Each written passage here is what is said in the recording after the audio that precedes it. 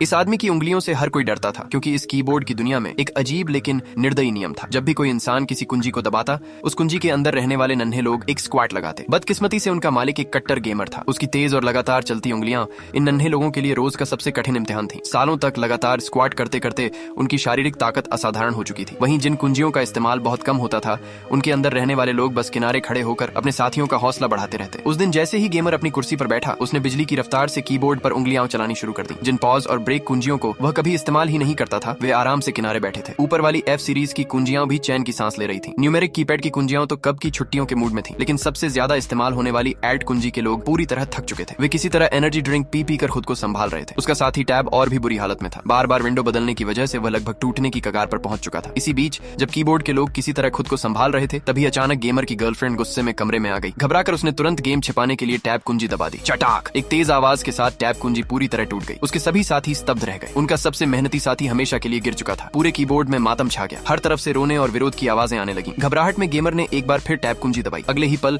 टूटी हुई टैब कुंजी के लोग चमत्कारिक रूप से फिर से जीवित हो उठे। लेकिन उनकी यह खुशी कुछ ही क्षणों की थी। गेमर ने उल्टा कीबोर्ड को ही घटिया क्वालिटी का ठहरा दिया। उसने गुस्से में पूरा कीबोर्ड उठाया और कूड़ेदान में फेंक दिया। याद रखिए, अपने कीबोर्ड का हमेशा ख्याल रखें, क्योंकि हर बार जब कोई कुंजी हमेशा के लिए खराब होती है, तो उसके साथ अनगिनत नन्ही जिंदगियों का भी अंत हो जाता है।